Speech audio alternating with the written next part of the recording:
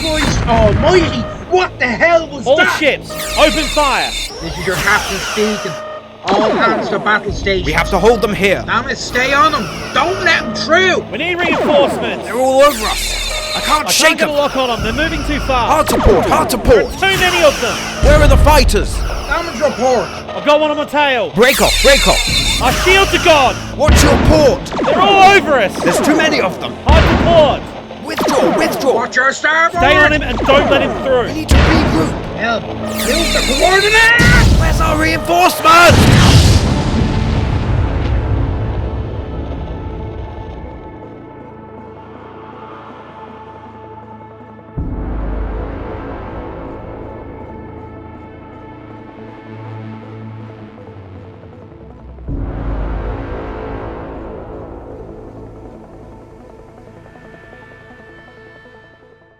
Earth, birthplace of the human race, and capital of the United Federation of Planets. Since the formation of the Federation, no peer force has ever successfully assaulted this small blue planet, a privilege the people of this world have bought with constant vigilance. In the aftermath of the Romulan War in the 22nd century, the leaders of Earth reflected how close their planet and people had come to annihilation. The main outcome of this was, of course, the formation of the Federation, so that the people of Earth would never again have to stand alone. Furthermore, President Lydia Littlejohn enacted the Fortress Earth policy, mandating the construction of defense installations throughout the solar system in order to protect Earth, as well as the other industrial centers now cropping up throughout the inner planets, a policy which she encouraged her Federation partners to imitate. Fellow delegates, it is only by the sacrifice of many brave men and women that I or any other human can stand here today. We owe it to them, and to future generations to never again demand such a sacrifice. The safety and security of our homeworlds should be guaranteed not by the sacrifice of irreplaceable lives, but by the strength of arms.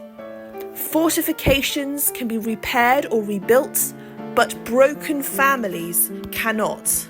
While met with varied enthusiasm by her Federation partners, Littlejohn's words did set a precedent and bring about a change in mentality with which the member states envisaged homeworld defense. Previously, these states had maintained large home fleets intended for defensive use by emphasizing the starship as the primary means of planetary defense.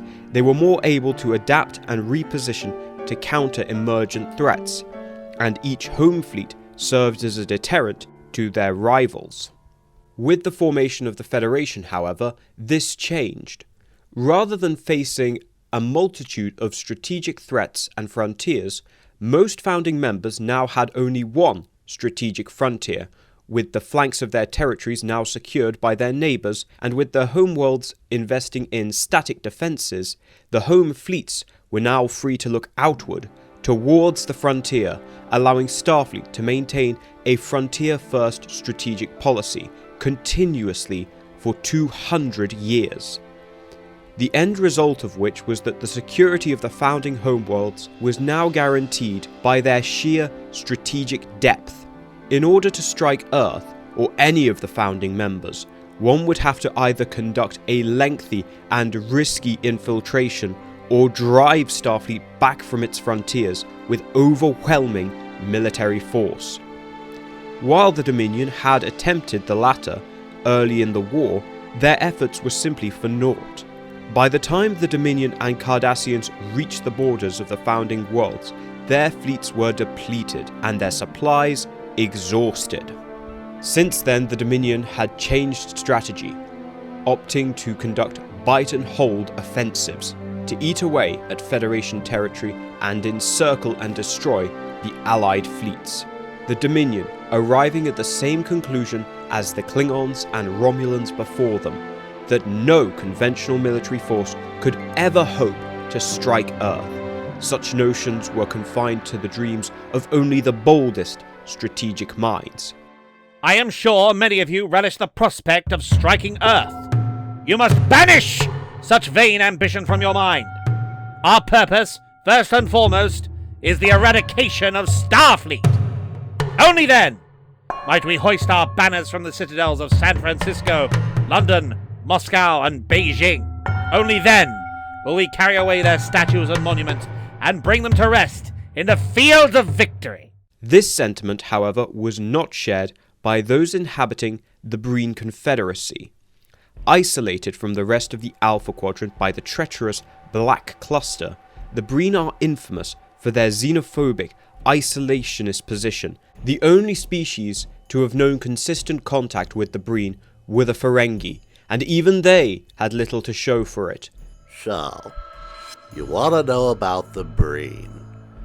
You know, normally when a customer hides his face, it's because they want to buy something interesting. For all their reputation, they have even duller taste than you humans. They never asked about weapons, at least not from me, or any sort of advanced technology.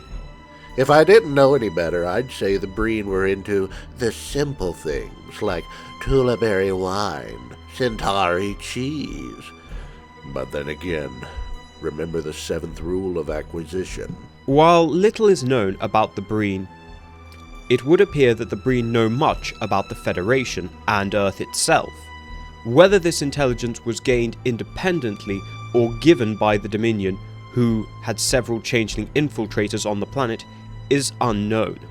But records show that by mid-2375, Breen planners had access to detailed intelligence on the Federation capital and its formidable defenses. While the majority of systems were based off technology from the 23rd century, almost all of them had seen substantial upgrades in response to the threats posed by Borg or Romulan attack. The system was surrounded by multiple Tachyon detection grids. Phaser batteries had been modernized with randomized high-band frequencies. Several of the largest stations now carried quantum torpedoes, and Earth itself was protected by a planetary shield. Additionally, these fortifications had become networked, with the ability to command and coordinate these fortifications centralized to the Planetary Defense Center in Istanbul, allowing the rapid and effective tasking of assets to engage any threat, this system replacing the old sequential node system used during the 23rd century. Breen analysts soon reached the conclusion that while formidable, many of these defenses were poorly integrated and required networked systems to operate smoothly. The primary example being the planetary shield, which took just over 7 minutes to fully energize, with 6 control stations at the Arctic, Antarctica, Ascension Island, Florencia, Colombia, Pontianak, Indonesia, and the island of Kiribati. Effective coordination and communication between these control stations was vital in order to raise the shield in a timely fashion, and critically, communication with the long-range sensors tracking ships out to a range of 0.5 light-years around the system. Without this network, Earth would be hard pushed to raise the planetary shield in time. Even so, most population centers and key facilities had their own localized dome shields, which could be raised much faster than the planetary shield, albeit they were far less resilient. Despite these formidable fortifications, the Breen analysts noted one flaw: the comparative lack of surface emplacements. Such armaments were only a recent development. For most of history, it was held that an orbital emplacement was easier to build and enjoyed greater arcs of fire than a surface-based equivalent. This meant that if the Breen could bypass the orbital defenses, they'd face only limited fire from the surface and reduced fire from the orbital emplacements, which would now be firing towards their own planet, with all the risks which that entailed. With these facts in mind, the Breen were able to formulate a plan of attack, though this would require assistance from their soon-to-be Dominion allies. With the course of the war slowly turning against them, the Dominion was keen to get a victory, no matter the cost. The Breen plan was bold, and even if it was successful, it was doubtful that any ships involved would survive. That the Breen planners openly acknowledged this reality was extremely refreshing to the Vorta, who had grown increasingly weary of the Cardassians' cautious disposition. Victory is life. Yes, that's what they say. As if the Jem'Hadar have anything to live for, except the next battle. They have no mothers to mourn them, no wives to miss them, nor children to grow up alone. With the plan approved, command of the operation was given to Thot Dol and his Violet Swarm, who now had to solve the problem of getting his ships to Earth undetected. While the Breen did in fact employ cloaking devices, it was unlikely that his entire fleet could reach Earth undetected by relying on the cloaking device alone. Instead, he would have to employ multiple means of infiltration. His largest ships, the Sarthelms and fighter carriers, were too large to easily disguise and too uncommon to be passed off as simple privateers. So they, along with a third of Dol's overall force, would travel directly under the cloaking device. However, the other 2/3 of his fleet would infiltrate ahead of time. Being as they were neutral, once they were behind enemy lines, Starfleet were unlikely to pay them much mind, so long as their movements appeared random and uncoordinated. To further this ruse, many ships would be physically disguised. Other Breen captains employed more technological means of concealment, with false transponders and warp signatures, while others even used holographic camouflage. So long as no one looked too closely, these disguises would hold up. After all, there was a war on. As well as getting his ships into position, this infiltration would have two other primary objectives. The first being a force recon of Earth, and the second being the navigation of the shipping lanes and Starfleet patrols, to ensure that the main force travelling under cloak would be able to get through. The force recon was undertaken by Dalsh and his squadron, who had entered Federation space as registered privateers. On the 26th of August, his squadron arrived at Earth, carrying a legitimate cargo of crystals from Hyperia. As they were navigated through the system by Earth's space dock, they took careful note of the various sensors and defences, as well as the ships present in the home fleet. With any ship considered battle-ready on the front lines, this was a mixed force consisting of ships and crews either very green or very grey. This notably included the newly commissioned Sovereign-class USS Victoria, as well as the prototypes Prometheus and Kronos, while multiple 23rd century era vessels were awaiting decommissioning. Resultantly, most of the ships were at a low state of readiness, either offloading or taking on crew and supplies. The only ships on active patrol were a mix of Miranda and Sabre-class destroyers, as well as a handful of Excelsior-class vessels. This intelligence confirmed Thot-Dol's assumption that an attack of sufficient speed and surprise could outpace the defense fleet's ability to respond, since Starfleet has assumed that any threat rapid enough to outpace the home fleet would be too small to contend with the static defenses, an assumption he would prove false. With this reconnaissance concluded on the 29th of August, Thot-Dol scheduled the final attack for the 1st of October, notifying his superiors so that they could issue their declaration of war just a few hours prior to the attack. This level of forward planning was necessary since it would take weeks for the entire fleet to arrive at their rally points before forming two formations for their final attack. By maintaining dispersion, they lessened their chances of detection until the last moment. However, on the 17th of September, Thot-Dol's main force travelling under cloak began to be tracked by the SS Galapagos, a civilian science vessel operating out of Tantalus. The Galapagos was found on the 1st of October, just a few hours after the attack. Even if it had been found sooner, it is unlikely that it would have changed anything. With all her flight data erased and her crew nowhere to be seen, there was nothing to suggest Breen involvement, or an imminent attack on Earth. After all, these things happen, especially during wartime. By the 20th of September, the Breen fleet had concentrated at 6 deep space rally points. From there, they would coalesce mid-flight into their formation of attack. On the 23rd of September, the USS Tyrell, having recently launched from the Tau Ceti shipyards and now en route to the front lines, detected a suspicious concentration of merchant ships 8 light-years from Tyrelia. Since merchant convoy schedules were on a need-to-know basis to ensure operational security, the captain of the Tyrell presumed it was merely a civilian convoy that had gotten lost, and so only transmitted his message to the shipping authority on Tyrelia. Later still, at 22:48 on September 30th, a civilian yacht piloted by a Mrs. Bell out of Delta Vega found itself in the middle of a massive subspace disturbance before suddenly losing power and becoming adrift. It was several hours before Mrs. Bell was rescued, and by the time she warned the authorities, it was too late. It started out like any other day, really. Everything was working or not working, as usual.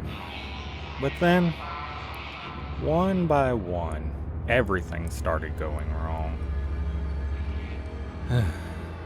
It is the small hours of October 1st. At Starfleet Command in San Francisco, most officers are asleep at home. They do not sense the impending doom. At 0:30 local time, the San Andreas Seismic Control Station reports a fault with one of its seismic suppressors. These devices absorb the energy created by seismic activity in order to prevent damaging earthquakes from taking place. Given the strain these devices face, it is not unusual for them to fail. Meanwhile, on the edge of the system, one of the long-range sensor buoys facing Delta Vega goes down. 20 minutes later, another facing Tyrelia fails. The USS Schwarzenegger is tasked with their repair, but no ships are diverted to cover the gap in the meantime. Only at 03:15 are alarms raised, as the Planetary Defense Center in Istanbul goes dark. In San Francisco, Admiral Bullock orders a yellow alert, and a standby order to the planetary shield stations. At 03:30, he dispatches one of his staff to take a hopper to Istanbul to try and restore communications. The situation escalated at 0400 when the Tachyon detection grids beyond Neptune were disrupted in 2 sections by a massive tachyon burst, flooding the entire area with charged particles, rendering the grid useless. At this point, it was clear to Admiral Bullock that Earth was under attack.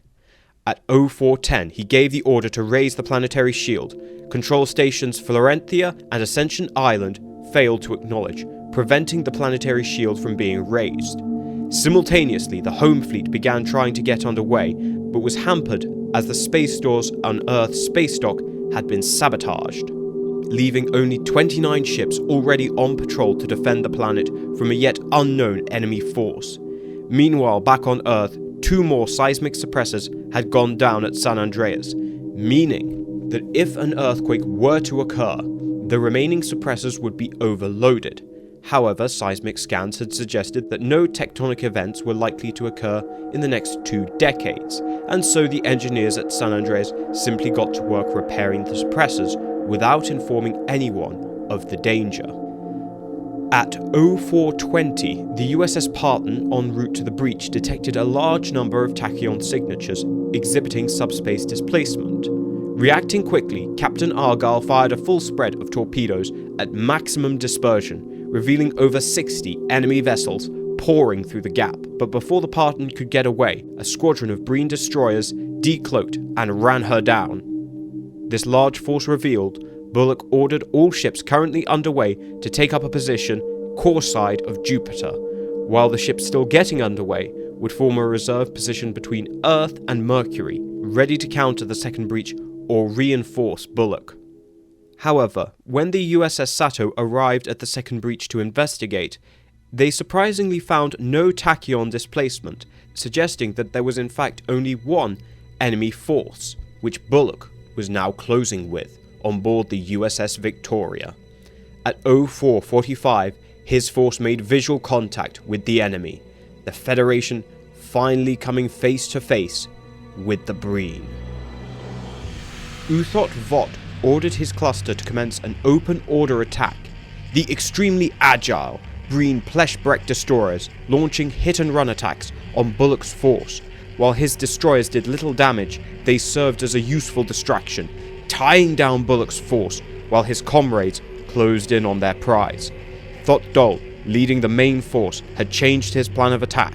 Rather than try and sneak through the breach, as his enemy expected him to, he would rush the enemy defences, lining up his force to get a direct line of sight on Earth, before decloaking and initiating a Warp 6 burst for 14 seconds, firing into a treacherous gap between the Sun and Venus, dropping to impulse a mere 150 million kilometers from Earth.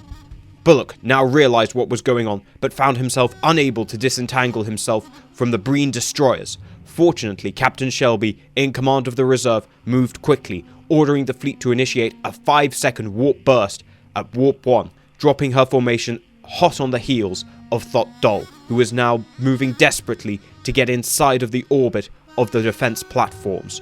While successful, it cost him dearly, and he would have only a few moments before Shelby was on top of him. With localized shields having been raised as soon as it was realized that the orbital shield was inoperative, there was seemingly nothing of value for the Breen to shoot at. Here, Thot Dol implemented the next phase, launching a volley of seismic charges directly at the San Andreas fault. Impacting at Point Reyes, the seismic devices stimulated a magnitude 8.3 earthquake. While this on its own only did superficial damage to the buildings and structures, and failed to break the dome shield, the quake also generated a tsunami, which struck at 6:20 AM. This directly impacted the dome shield, with the sheer kinetic force and energy generated by the water being burned off, destabilizing the shield. Immediately after launching the charges, Dol ordered his carriers to launch all fighters. In just 10 minutes, the skies of San Francisco were darkened by 320 Breen dive bombers, striking alongside the tsunami. I was in the Daystrom Tower when we first felt the quake. Fortunately, she held, but comms, transporters, they were both out. We could only watch as the sea boiled away against the shield, and the sky swarmed with fighters. It was almost biblical. At 0640, the shield broke, and the tsunami surged into the San Francisco Bay, devastating Oakland, Buckley, and El Cerrito. While San Francisco was largely protected from the tsunami by its higher ground, it was now totally exposed to the enemy bombardment. Fortunately, the Breen in orbit were coming under heavy attack from Shelby's formation, the Prometheus and Kronos utilizing their multi-vector attack modes to make sure that no Breen vessel was unmolested. Unfortunately, the alert fighters were only scrambled from Earth space dock at 6:45, leaving the Breen dive bombers 15 minutes to freely bombard the city uninterrupted. When the alert fighters did arrive, the Breen fighters scattered and began attacking weaker targets, including the town of Fremont and the city of San Jose. Meanwhile, in orbit, Bullock's force had finally taken care of the Breen destroyers and was en route to support Shelby, who, while outnumbered, had successfully tied down the main Breen force. Even so, every so often, a Breen ship would get a clear shot at Earth and launch a volley of torpedoes. Beijing, Paris, and New York all came under fire, although they suffered no casualties thanks to their dome shields. And as Bullock's formation now closed for the kill, Thot Dol realized there was little else for him to do, and ordered his carriers and his own flagship to make kamikaze runs so that some of their ships might escape. This final act of fanaticism forced Bullock's ships to react quickly, with the USS Calgary and Montreal grabbing the Breen cruisers before they could descend, along with the Cerritos, Sobrante, and Avon forcing the Breen carriers to self-destruct in orbit. However, Thot Dol's flagship got through and was on a direct course for San Francisco. Fortunately, a single Peregrine fighter, piloted by a young Lieutenant Graham, followed the ship in its dive and managed to damage its starboard engine, causing it to miss the city and crash into the Gulf of Farallones. Meanwhile, Captain Shelby led the remaining ships in pursuit of the Breen attempting to escape, successfully destroying all but 9 ships which managed to get away, though this ruthless retribution was but a small consolation to a devastated planet. In just 1 hour, the Breen had struck 30 targets in the San Francisco Bay area. From Oakland down to Fremont had been utterly devastated by the tsunami, and the Breen dive bombers had inflicted further damage on San Francisco itself and the surrounding settlements. In total, 152,241 people were killed, whilst a further 600,000 suffered life-changing injuries, and over 1 million people suffered their homes destroyed. While strategically, the Breen attack on Earth had little impact, it was an enormous blow to Federation morale. Not since the Third World War had ordnance rained on the people of Earth. In over 2 centuries of various alien races attempting to strike Earth, the Breen were the first to succeed. The impact of this cannot be overstated. While damage can be repaired, homes rebuilt, nothing can replace sentient lives. Nothing can rebuild the sense of security the people of Earth once had. For the first time in 200 years, they realized they were vulnerable. For the first time in 200 years, the people of Earth looked up at the stars with fear. And while the Breen had struck a devastating blow against Earth, they may have awakened a sleeping giant. While before, the people of Earth, safe and content in their paradise, had cared little for a war which they saw as distant and unnecessary.